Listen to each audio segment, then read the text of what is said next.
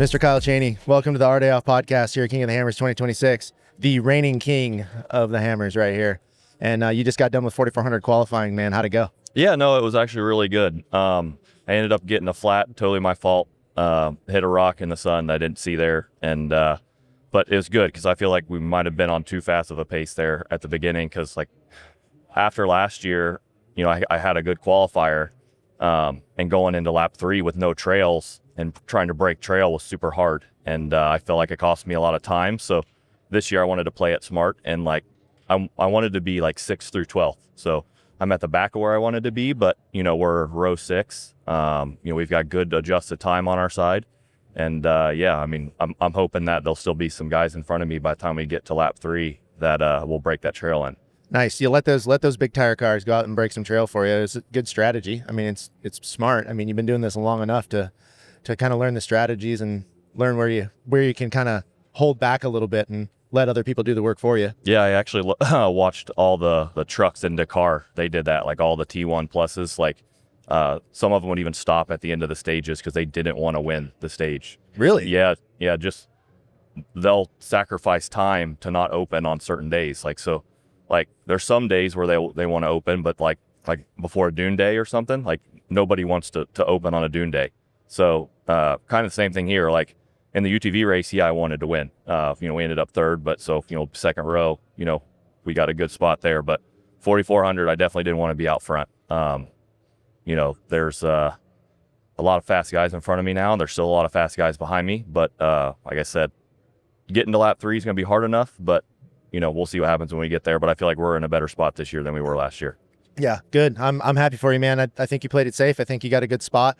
And for anybody that doesn't know, lap 3, these guys have no idea what that looks like until you come in off lap 2, right? Yeah, so they don't give us the course. I think we may get the course tomorrow, but there's no pre-running.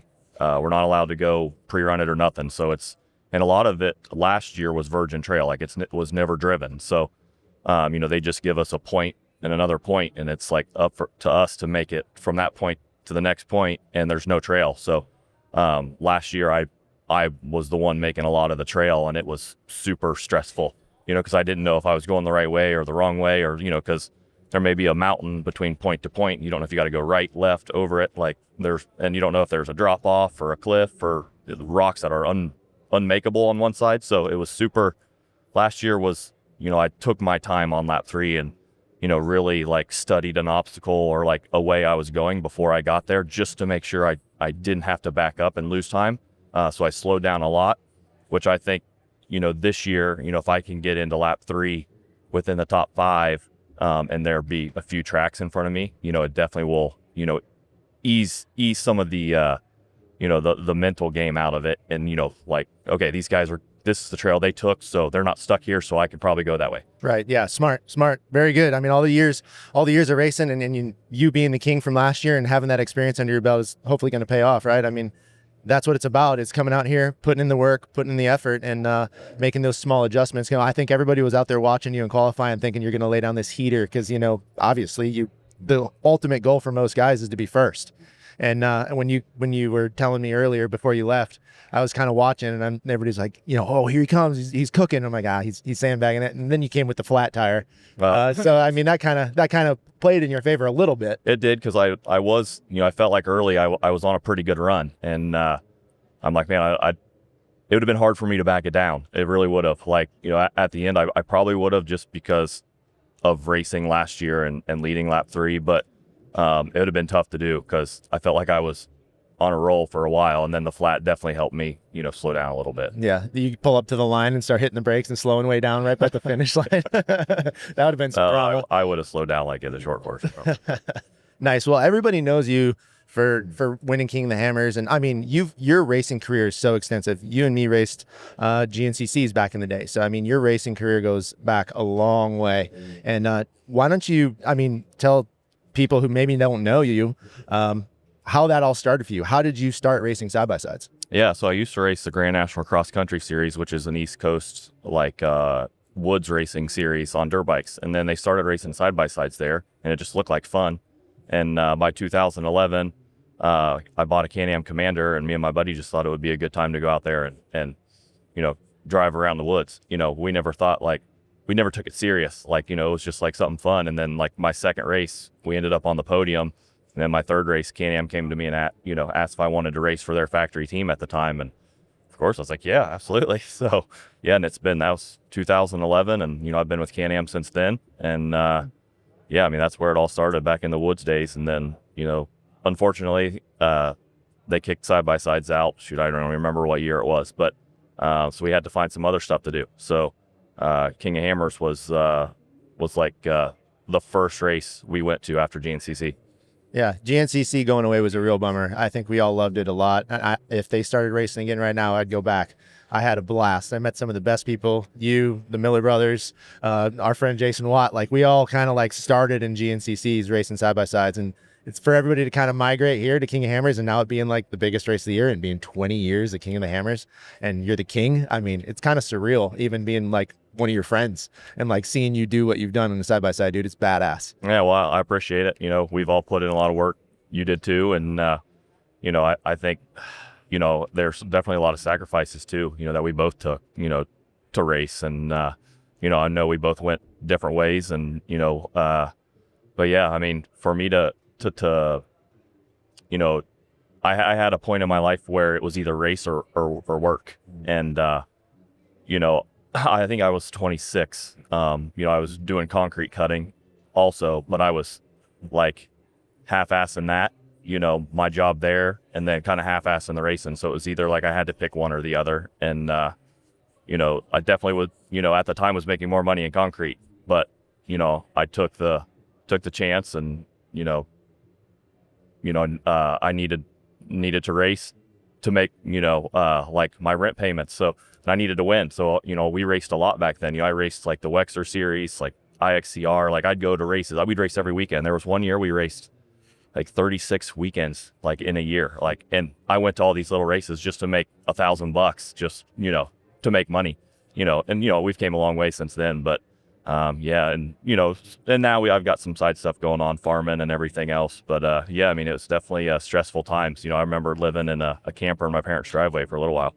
Hey, I think your gamble paid off, dude, for sure. It landed you here in being the King of the Hammers for sure, and your resume is huge. You won just about everything and anything in a side by side, and also, for those that don't know, you're an avid hunter. I mean, you've told me many times when we talk at races, and you're like, dude, I'd much rather be in the tree stand right now.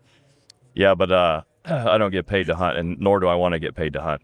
Yeah, because you love it, right? Yeah, it's my passion. So yeah, I love to race too, but it's a job for me, as of now. So definitely don't want to, and there was a time, where I did turn my passion of racing into a job. And yeah, I mean, a lot of people think it's just, I get paid to race and it's just all great. It's definitely not. I mean, there's definitely struggles for sure still at where I'm at now. Yeah, the struggles are insane. I mean, and I feel like the more you put into it and the further you go in it, it just accelerates. I mean, now you've got so much going on. You got pressure behind you, and I feel like you handle pressure really well. I mean, over the years, you've probably perfected it to a point. I mean, every time I talk to you in the car before a race, you're super calm, cool, and collected, and so I think you've got that nailed. And yeah, it's a job, but at the end of the day, you love to go fast and you love to race your race car, so it probably comes easy. You know what I mean? Once you strap in and you're behind the wheel,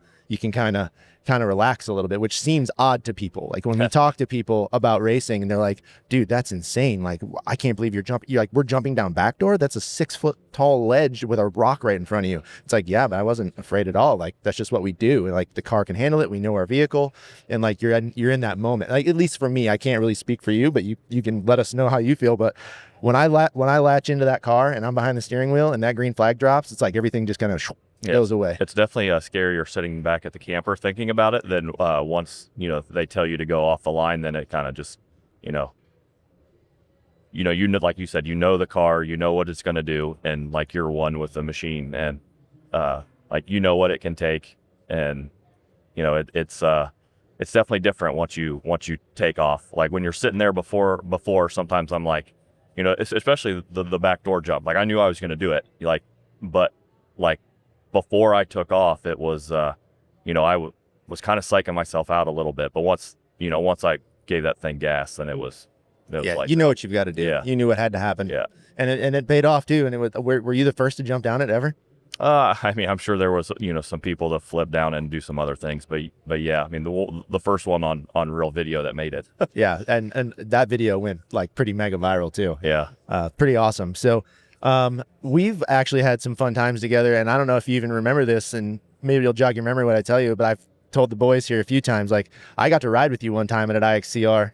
And we went over a tree, and the tree came through the dash of the car. Oh, I do. Ripped the entire dash out and stuck in the cage, and you backed up, and the car was still running. And when you backed up, it pulled the wiring harness through the front of the car, and it just started running like crap. And we ended up having to pull off. But that was the one and only time I got to passenger ride with Kyle Chaney at an IXCR, and I think it was Indiana somewhere, like southern Indiana. What was that in, like a Maverick? Was it even an X3? No, it was early X3. Yeah, early X3. Yeah, that was a long time ago. It was a long time ago. And then we've got Scotty Lawrence sitting back here. He's been in the passenger seat a long time. Who's riding passenger with you this year? So Alex Reed is doing the UTV race with me, and then Terry Madden will be riding 4400 with me. Gotcha. So you're sticking with Terry for the 4400. He rode with you last year, right? He did. Yep. He's rode 4400 with me since Scotty. Gotcha. Yep. Gotcha. Are you missing Scott? Oh yeah, Scott's. Well, I don't want to hurt him now. He hurt his back, so it definitely was. After that happened, it sucked because I didn't have a navigator, and I didn't really know, what to do. After he hurt his back and wasn't able to to ride with me anymore. So I didn't know what to do. I just remember, and I didn't even know who Terry was at the time. But I do remember, like, me and Scotty were stuck at, I forget, it was Sledge or something. We were going up Sledge that year, and I remember Terry was helping a lot of guys up. I think he was riding with Shear or something that year. He was helping a lot of dudes up the ledge because someone else was broke. And I'm like, well, I'll just talk to that guy. He looks like he knows what he's doing out here. So I messaged him on Instagram, and we became good friends since then. And he lives out here, so he's well seasoned out here. And yeah, I mean, Terry's definitely a great navigator. He definitely gives me good confidence. And yeah, I mean, same thing with Alex. Alex is a great navigator.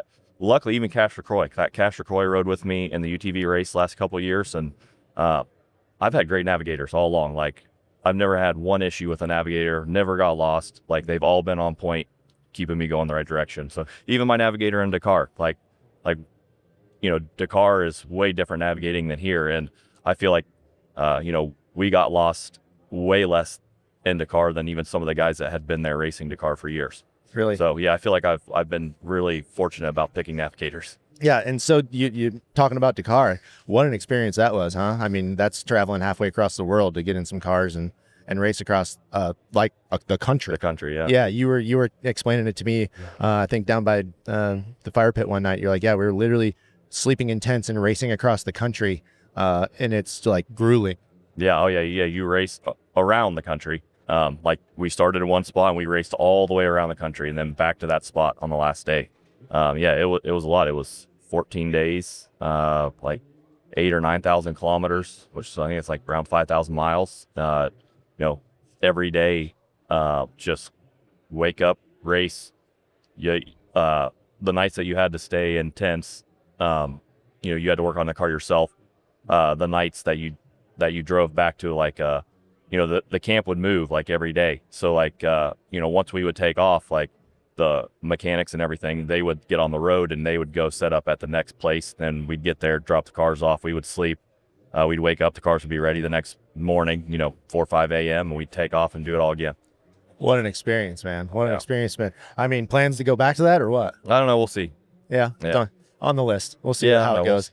Well, I don't want to keep you, dude. I know you just got done with qualifying. You've got a lot on your plate. You got to go get the car ready. You guys are racing. Alex Reed was on yesterday, and he was telling us that you guys are racing the same car in UTV and 4400. Yep. Same chassis. Yeah, same car. So you got to kind of do some swapping around to make things work for different classes. Yeah, no, I mean, just really, not really. I mean, it's pretty much the same car each class. I'm gonna run 37s in both the UTV and 4400. So really, it's gonna be the same car.